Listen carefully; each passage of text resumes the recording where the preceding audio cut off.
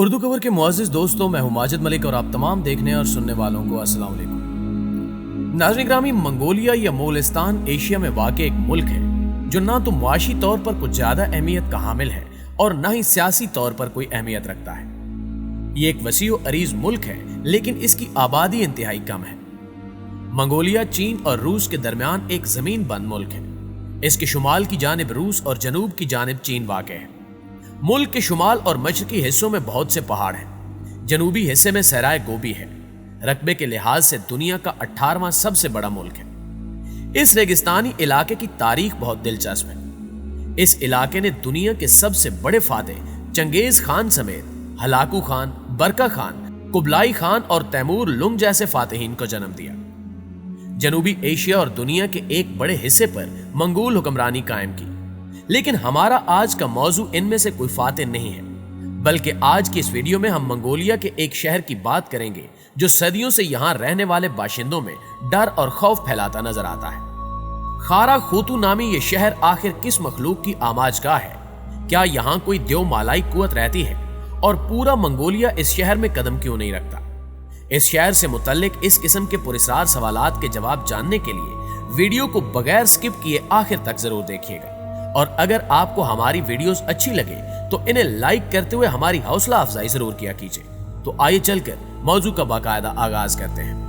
ناظرین گرامی، آج ہم جس شہر کی بات کرنے جا رہے ہیں اسے خارا خوتو کہا جاتا ہے، جس کے کھنڈرات منگولیا میں پھیلے صحرائے گوبی کے وسط میں پائے جاتے ہیں۔ خارا خوتو کا مطلب ہے شہر سیاہ یعنی کالا شہر، جبکہ منگولیا کے کچھ لوگ اس کو کالا پانی بھی کہتے ہیں۔ یہ ایک شہر ممنوعہ ہے اور مقامی باشندے اس شہر سے دور رہنا ہی پسند کرتے ہیں۔ منگولیا کی عوام میں اس شہر سے متعلق مختلف قسم کی باتیں پائی جاتی ہیں۔ ان کا کہنا ہے کہ یہاں کی مٹی سے ایک مخصوص قسم کی بو آتی ہے، جبکہ کچھ لوگوں کا کہنا ہے کہ یہاں کی فضاؤں میں معصوم بچوں کی چیخیں اور سسکیاں سنائی دیتی ہیں۔ وہیں کچھ لوگ کہتے پائے گئے کہ انہوں نے اس علاقے میں بہت سی کٹی پھٹی اور ادھڑی لاشیں بھی دیکھی ہیں۔ اس لیے اس شہر میں سیاحوں کا سیر کے لیے آنا تو دور کی بات، لوگ اس شہر کے قریب آنے سے بھی ڈرتے ہیں۔ صدیوں پہلے آسیب زدہ اور ویران کہلایا جانے والا یہ شہر ایک جیتا جاگتا زندگی سے بھرپور اور ایک پر رونق شہر ہوا کرتا تھا۔ اس شہر کے باشندے با تہذیب اور دولت مند تھے۔ اس کے علاوہ اس شہر کے ساتھ ساتھ ایک دریا بھی بہتا تھا۔ یہاں کی زمین بھی کافی زرخیز تھی۔ تو ایسے میں سوال یہ پیدا ہوتا ہے کہ ایسا کیا ہوا کہ یہ شہر کھنڈرات میں بدل گیا جو آج منگولیا میں عبرت کے نام کی مانند ہر سو مشہور ہے۔ پیارے ساتھیوں، تاریخ کے اوراق بتاتے ہیں کہ یہ شہر سن 1032 عیسوی میں بسایا گیا تھا۔ اسے یہاں بسنے والی مشہور چینی قوم تینکوت نے آباد کیا تھا۔ یہ شہر دریائے ایجن کے قریب تھا، جبکہ دنیا کے سب سے قدیم ترین تجارتی راستے شاہراہ ریشم سے گزرنے والے قافلوں کو بھی یہاں سے ہو کر گزرنا پڑتا تھا۔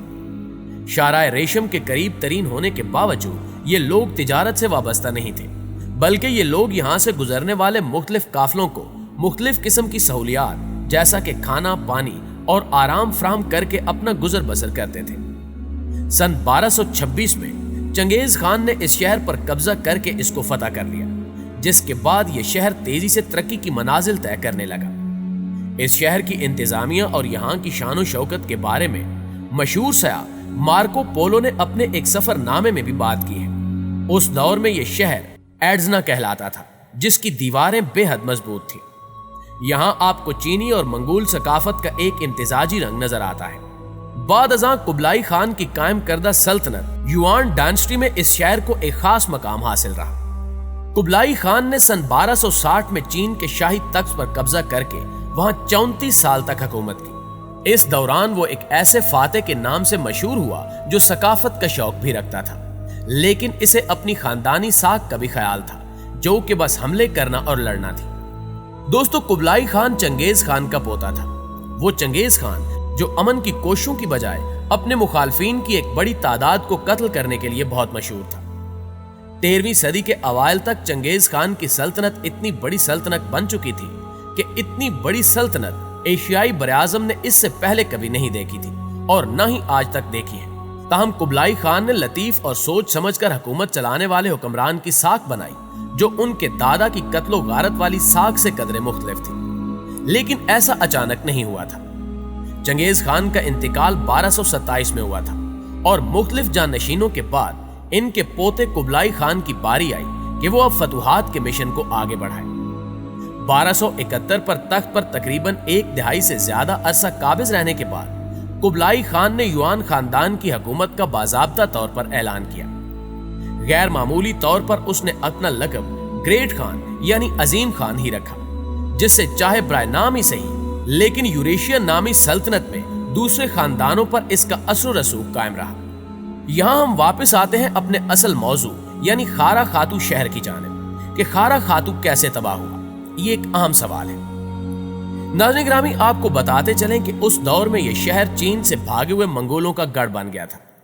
बड़े बड़े मंगोल सरदारों ने चीन में अपनी हुकूमत खत्म होने के बाद यहाँ का रुख किया और यहाँ रहकर वो एक बार फिर चीन पर हमले और इस पर हुक्मरानी के मंसूबे बनाने लगे। ये सब मालूम होने के बाद चीन में मिंग हुकूमत के बादशाह ने उस शहर को सफ़े हस्ती से मिटाने की ठान ली और 1.5 लाख पर मुश्तमिल एक भारी लश्कर इस शहर की जानिब रवाना किया। इस शहर का सिपा सालार खारा बतूर था, जो कि खुद एक मंगोल था।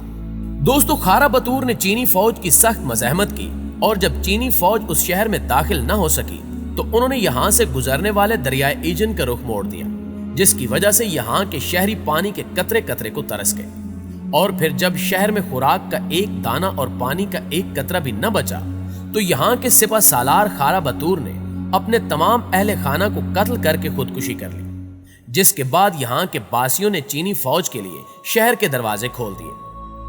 चीनी, जो कि मंगोलों से सख्त नफरत करते थे, उन्होंने इस शहर के किसी एक फर्द को भी जिंदा ना छोड़ा और जानवरों तक को ज़िबा कर दिया। आप तसव्वुर करें कि आज तक ये शहर गैर आबाद है और यहाँ की बाक़ियात जुल्म की वो दास्तान बयान करती हैं जो चीनी फौज ने मंगोल शहरियों पर सर्दियों कबल ढाए थे। खौफ का ये आलम है कि आज भी मंगोलिया के बासी इस शहर में दाखिल होने की हिम्मत नहीं करते और इस शहर से तरह तरह की देव मालाई कहानियां जोड़ी जाती हैं। कहा जाता है कि मंगोल कौम एक ऐसे खाना बदोश कबीलों पर मुश्तमिल थी जो माहिर घुड़सवार थे, जो मवेशी पालने के अलावा शिकार और तिजारत करने से भी अपना गुजर बसर करते थे। उस जमाने में ज्यादातर कौमों में सिर्फ फौजी ही जंगबाजी सीखते थे, जबकि मंगोलों का तकरीबन हर मर्द जिसके पास घोड़ा होता एक जोर आवर जंगजू और माहिर तीरंदाज था। हर कबीले का अपना अपना सरदार होता था जिसे खान का लक़ब दिया जाता था। कबायली हर सूरत में अपने सरदार के वफादार रहते थे। चंगेज खान के लश्कर ऐसे तीरंदाजों पर मुश्तमिल थे जो घोड़ों पर सवार होकर तीर चलाने में माहिर थे, इसलिए वो इतनी तेजी से हमला कर सकते थे कि दुश्मन उनका मुकाबला नहीं कर पाते थे। अक्सर मुख्तलिफ लश्कर एक ही वक्त में मुख्तलिफ इलाकों पर हमला आवर होते। इस तरह मैदान जंग हजारों मील तक फैला हुआ नजर आता। चंगेज खान जंगी हिकमत अमली के एतबार से सिकंदर आजम या नेपोलियन अव्वल के बराबर था। चंगेज खान के जमाने में रहने वाले फारसी मुअर्रिख जोन्स जानी ने चंगेज खान की बसीरत के हवाले से यूं लिखा कि वो बड़ी तवानाई, इम्तियाज, जहानत और समझदारी का मालिक था। लेकिन इसके साथ साथ जोन्स जानी ने उसे खूनखार कसाई का लक़ब भी दिया, जिसे रहम हरगिज नहीं आता था। नाज़रीन मोहतरम, चंगेज खान की पसंदीदा बीवी ने 4 बेटों को जन्म दिया। तीसरे बेटे का नाम ओक्ताई था और उसी को चंगेज खान की मौत पर खाकान बनाया गया। जिन इलाकों पर उसके वालिद ने फतह हासिल की थी, ओक्ताई खान ने उनके मकामी सरदारों से खिराज वसूल किया। इसके अलावा उसने शुमाली चीन में वाक़े कुन नामी सल्तनत के बाकी हिस्सों पर भी कब्जा जमा लिया। मंगोल अपनी कामयाबी के नतीजे में जल्द ही ऐशो इशरत की जिंदगी के आदी हो गए। अपनी दौलत में इजाफा करने के लिए ओक्ताई खान ने नए नए इलाकों पर हमला करने का फैसला किया। उसने यूरोप पर हमला करने के साथ साथ जनूबी चीन में वाक़े संग नामी सल्तनत पर भी हमला किया। यूरोप में तो उसने फतह हासिल कर ली, लेकिन संग सल्तनत के ज्यादातर इलाके पर वो कब्जा नहीं जमा सका और बाद अज़ां यही रियासत उसके जवाल का सबब भी बनी। जी तो मुअज़्ज़िज़ दोस्तों, ये थी हमारी आज की वीडियो कैसी लगी कमेंट करके जरूर बताइएगा। इंशाल्लाह आपसे मुलाकात होती है अगली वीडियो में। तब तक अपना ख्याल रखिए। अल्लाह निगहबान।